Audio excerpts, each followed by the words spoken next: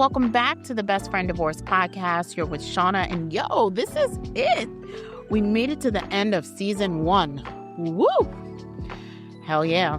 What a journey this has been. And so I learned so much from the people who have been vulnerable with us on the show, and I really hope you did too. We spent this season talking about all different types of best friend divorces, some that felt healed, some that didn't. We also heard stories of healing emerging. We also saw different points of view and different lights of work, but I really felt like it would be a little bit disingenuous to interview a bunch of amazing people and ask them to be vulnerable with all of us without at least sharing my own best friend divorce. For our season finale, you'll get to hear me, your host truly, talk about her own best friend divorce and how I navigated not losing one friend, but 2 at the same time. You might want to buckle up, because it's going to be a ride.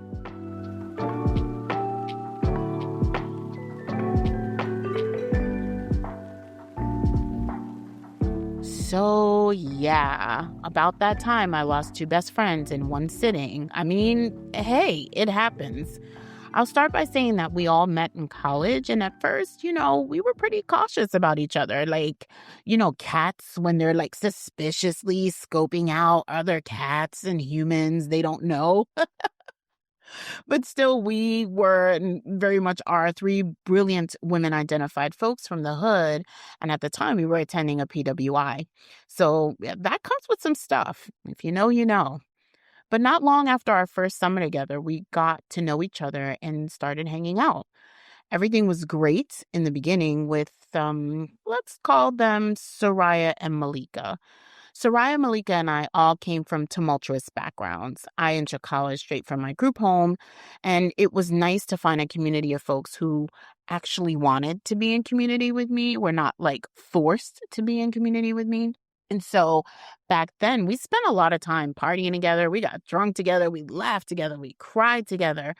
We also helped each other with papers, although I was the one doing a ton of editing. But you get the picture.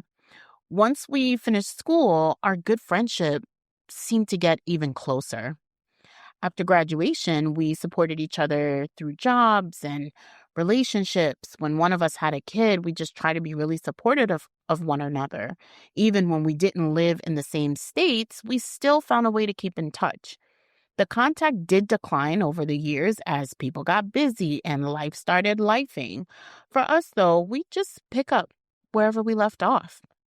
Over the years, though, Soraya and I sometimes would get into like these little tense frictions, but because we were so young, we didn't have the tools to say, hey, here's how this bothered me, and like, let me talk to you about it. We ended up just giving each other space, putting it away, and then act like nothing ever happened. For what it was at the time, it was great, but clearly wasn't sustainable. It didn't allow us the space to really communicate our feelings.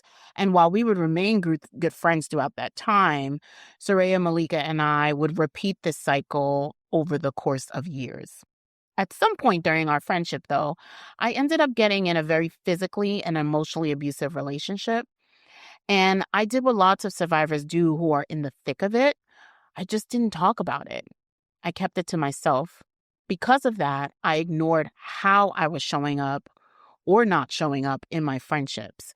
But what I can say from a point of reflection is that I couldn't be a good friend because my mental and emotional states were not in a healthy place. I was literally living from a traumatized experience on a minute-to-minute basis. Holding myself to the fire, though, and not necessarily victim blaming, just being accountable to my own actions, I know that there were times when I was selfish with others because I couldn't be selfish for myself, especially with the abusive partner that I was living with. And I know that there were times when I wasn't reliable and I was flaky because I was frankly a fucking mess. I reflect on how I tried to maintain the normalcy of life, job, and friendships while being unsure of which day I'd die at the hands of this person. It was a really dark time for me. But still, I reflected later on how my flakiness and unreliability were taking a toll on this friendship group, particularly in my friendship with Soraya. Being young, I didn't still yet understand the value of healthy friendships. As a product of the foster care system, it also took me a very long time to understand relationships from a non transactional perspective. So in this group, I tried to be a much, much better friend. Many times I did great, other times I failed. One day, Surrey and I went out somewhere in downtown Brooklyn, somewhere, I don't know. And we sat down and I told her everything that was going on in my relationship. And she was very supportive and very understanding. She was also sort of confused as to why I wouldn't say anything and why I'd keep it to myself, but she remained supportive. And she tells me in that moment, like, I'm your friend, I'm here for you, and this is what we're going to do. And I want to say that kind of love helped me become a much better friend down the line, especially when she needed support and I knew that I could show up for her as well. Flash forward, I get out of that shitty relationship within an inch of my life and I begin to heal. On one of many visits, Soraya shared that she started dating this guy and it was great for her because she really liked him. And then all of a sudden, it just wasn't that great anymore. He was doing his thing with all these like different women. He was like embarrassing her and dogging her out. As I supported her, she too had grown quiet about the embarrassment of such abuse. And listen, make no mistake, his serial cheating was a form of emotional abuse and gaslighting. She ended up getting pregnant shortly after, and despite the trials she was experiencing, we were just all so excited for her.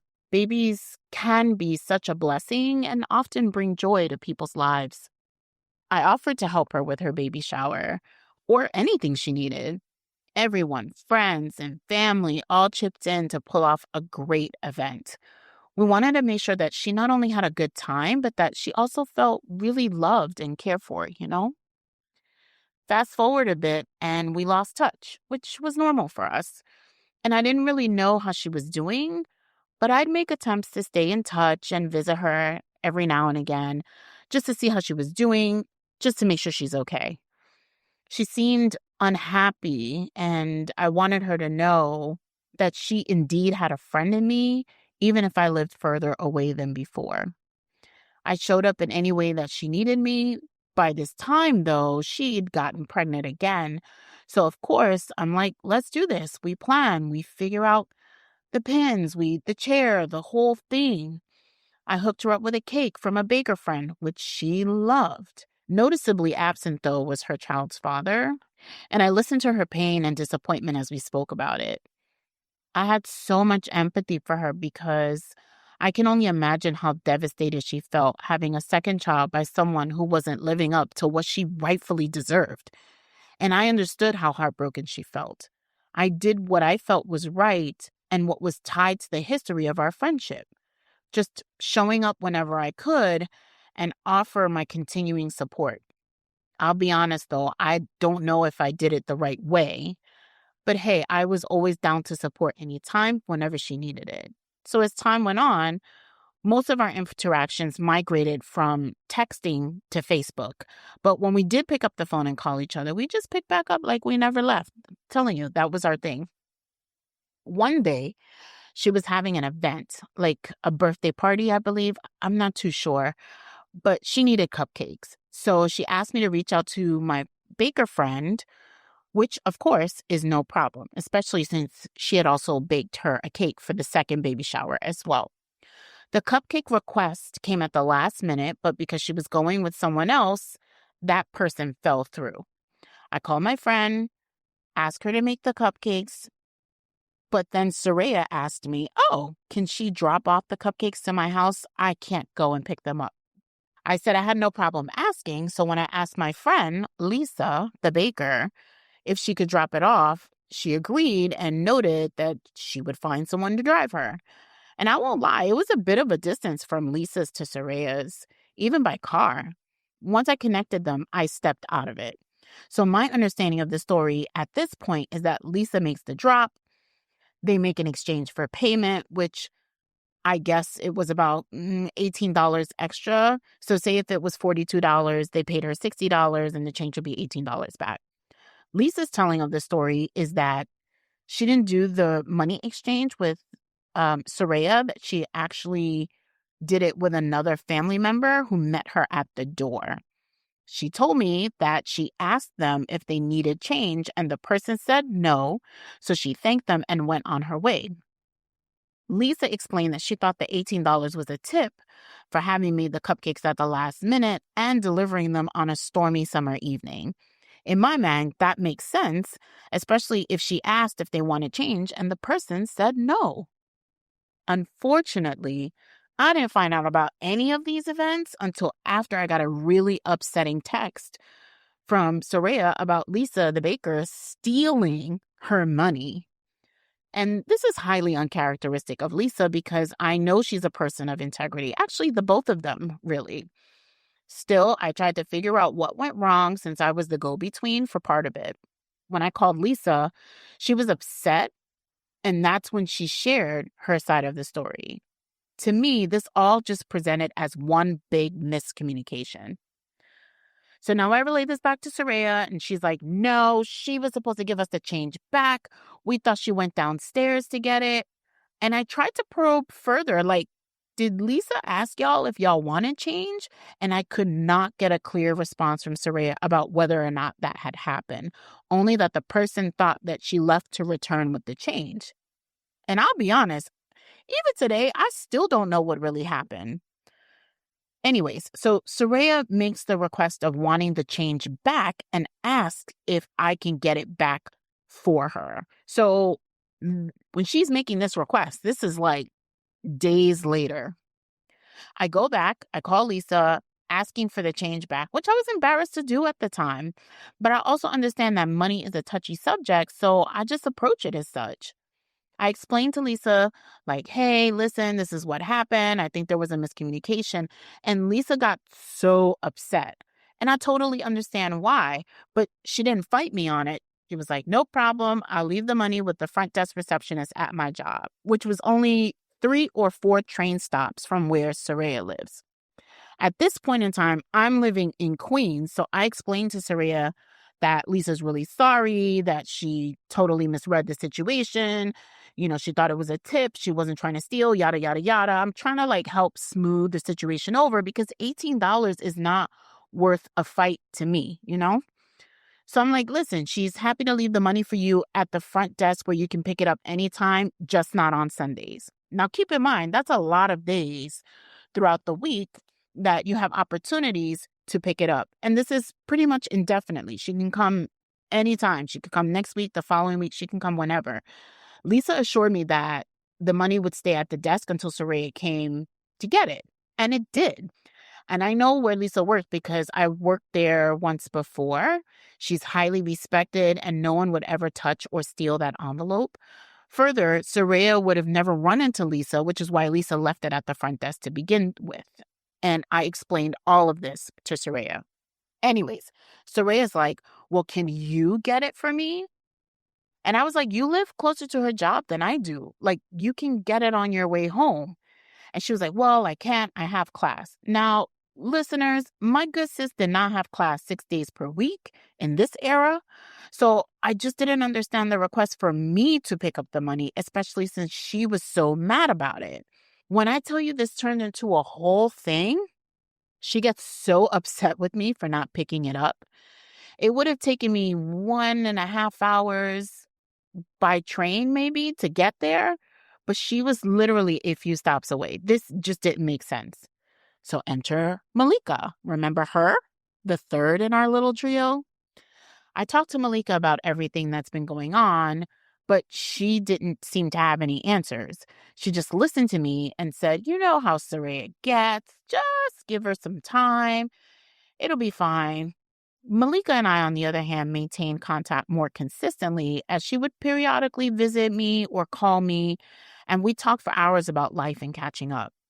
But even that started to change over time. It got to a point where she'd be like, hey, Shana, I need a favor from you. And I'd be like, okay, how much do you need? At the time, I didn't ask any questions if she needed it. I was happy to be there for her as a friend, as she had been there for me when I needed a place to live. With no answer from Malika about what to do next, I texted Soraya about a week or two later to confirm that she had received the money because I hadn't heard from her. She said yes, but that was it. I tried reaching out after. She just didn't respond to my calls or texts. And then the next time I tried, she had completely changed her number. So I reached out on Facebook and said, hey, can we connect? I haven't talked to you in a long time. I just want to know how you're doing. Please send me your new number when you get a moment. And I got nothing. Maybe a year passes and she responds to that Facebook message with her phone number. But at that point, I'm super perplexed. There is no message with it. There's no I'm good. No, I didn't even see this. Just the number as a response. I asked Malika about this, and of course, my good sis had no answers. Just that she spoke to Soraya a few times and she was doing good. But in this triangulation, well, historically, anyways, if one person doesn't speak to another, the third person will try to talk reason into the other two as a way to help repair the situation. Malika is no way obligated to do this, like in no way. But we've done this for each other historically. And I'm not sure why I anticipated that she would do it again now. So I approached Malika once more saying, hey, XYZ happened and I'm unsure how to handle it. Do you know why she's upset with me? Could you help us communicate? And Malika holds firm to her previous perspective even 2 years later, stating, I believe she's just needs some time to cool off. She'll come around. And it's evident that she prefers to stay uninvolved, but I don't understand the reasoning, so I dropped the subject. One day, about 3 years now after the $18 incident, I receive a Facebook message from Soraya saying, oh, how are you? It's been ages. I miss you so much. I think, okay, this is kind of cool, but also makes me skeptical. Um, so maybe we'll try to reconnect. I don't know. I'm not sure. I go in with it openly. And so she's like, I know I haven't reached out in a long time, but can you send me your address again? All of the wedding invitations got lost in the mail, including yours. So now I have to message everyone. I'm so sorry, but I would love it if you could come. Something to that variation. And in this same conversation, I find out that the wedding is in 2 weeks. But wanting to be supportive and just happy for a friend, I let her know I can turn it around. I even ask if I can bring a +1, which she agrees to. And I'm feeling excited for her, wishing her congratulations, all that good stuff. I reach out to Malika because I'm excited about the wedding. And more importantly, I finally get to connect with Soraya and Malika in one place. But Malika was different by then. I would find out later that she had drawn her loyalty lines, which I was saddened by because Malika and I were close, or so I thought. Fast forward to the wedding, I see Soraya and I tell her that she looks so beautiful during the cocktail hour. And then I see Malika, and it made sense to me that Malika would be in the wedding party. And then I saw the rest of the bridesmaids. And it essentially was like Soraya's family and friends that we've hung out with during college and post-college, like the crew. And I'm under no pretense that I'm supposed to be or should be in this wedding. A chick was just happy to be there. But if you'd line us all up, it was very clear that I was missing. Still, I remained open and joyful to be there because it was her day. And I sat with the observation of how our rift meant that I really missed out on my friend's life. Inside, I pick up my seating card and I see that when I get to the table area, it's all the way in the back. I'm seated so far back, I could touch the gift table. It's like Siberia in this bitch. But in my mind, I'm still making excuses. And in hindsight, I was just unwilling to see the forest for the trees. I'm like, well, she lost my invitation, so it's all good. I'm happy to be here. I'm just so happy for her, just bubbling with excitement. But little by little, reality is starting to settle in. So I'm at the table with my +1, and we're talking because it's just us at the table at this point. And Malika comes over to the table and we hug and we talk and it smiles and it's all love. She introduces me to her husband, who she recently met and married at that time. We walk over to Soraya, and the photographer is like, let's get a picture. But Soraya acted like she didn't even want to stand next to me or even want me to touch her. Soraya was very visibly uncomfortable. And I had a card to give her, which she instructed me to give to her mother. And when her mom saw me at like around the same time as this photo moment, mom was frosty to me, like ice queen. Soraya made her exit as soon as I turned back to say, enjoy your night. But she was gone. Back at the table, I see Soraya's frenemy, and we'll call her Nigeria. So quick backstory. Now, this is a person that Soraya's been friends with since like the third grade, I believe, and their friendship really struggled because Soraya developed different friends when she was in college. It's a challenging transition for most friendships, especially when you go away to different schools. And I was empathetic towards their friendship challenges, but friction came fiercely between Nigeria and Soraya. So there would be times where Soraya would just be pissed off at Nigeria because maybe Nigeria said something that landed the wrong way, or there's something that Soraya internalized to be shady from Nigeria. I just remember having conversations with Soraya like, listen, this is your friend. Y'all have been friends a long time. If it was something fucked up, then I would just be like, damn, that's fucked up. And I'd also be like, do you plan on talking to her about it? Like, what are you going to do? You know what I'm saying? And Soraya would just be like, I'm not talking to her anymore. I'm not this. I'm not that, et cetera, et cetera. And she would cut her off. And then the next thing you know, she would be fine with Nigeria. And I asked her about this back and forth one time. Soraya determined that Nigeria was a frenemy to keep around since she had known her so long, whatever the fuck that meant. One thing I knew was that at a certain point, she no longer considered Nigeria a real friend. And yes, in hindsight, she demonstrated that this was a similar pattern of behavior she later enacted with me. I witnessed it with her in Nigeria, and I should have known it was a matter of time before I would get the same treatment, but I digress. Okay, so back to the wedding. So I'm sitting at my lonely table in the fucking Himalayas when something interesting happens. Nigeria, her mother, and her grandmother enter the hall, saunter over, and take a seat at our shared table. So now reality is setting in even deeper, and my joy is shifting dramatically to what the fuck? And it clicks for me instantly like, oh shit, I'm a seat filler at this wedding. Like, I'm not a person that you ever wanted to have here because I know you don't like this chick and you have her mom, and her grandma here. And we're all at the fucking Antarctica table in the back of the party, which, by the way, is visibly separate from everyone else. And finally, I'll face facts. Like, I'm not supposed to be here. I walked in being very excited, like, whatever happened in the past, you wanted me here, I'm here for you, I will show up. And honestly, at that time, I was doing my work. I'm growing up. I'm having realizations, changing my behavior, digging into root causes. I've been doing all of this work over the years, but none of that mattered. I was given no grace, none. I mean, it was a lot to process in the moment. And that was it for me. I texted the person I was with, like, I'm ready to leave. I'm going to the bathroom. And by the time I was finished, they had met me downstairs, like, where are we going next? And we went to a bar and, we drank and laughed, and then I went home. So I spoke to Malika like a couple more times after that, but I didn't want to talk to her anymore either, especially after having set a firm boundary around her asking me for money. Needless to say, Soraya and I never spoke to each other again.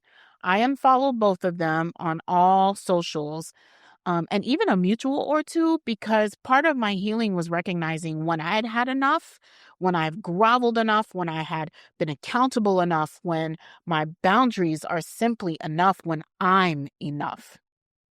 Afterwards, I spoke to my homegirl Elia about it, and she put me onto this thing called like the wedding fuck you, where frenemies get invited to weddings as a fuck you to show you, look at how great my life is without you. But you should have seen my face.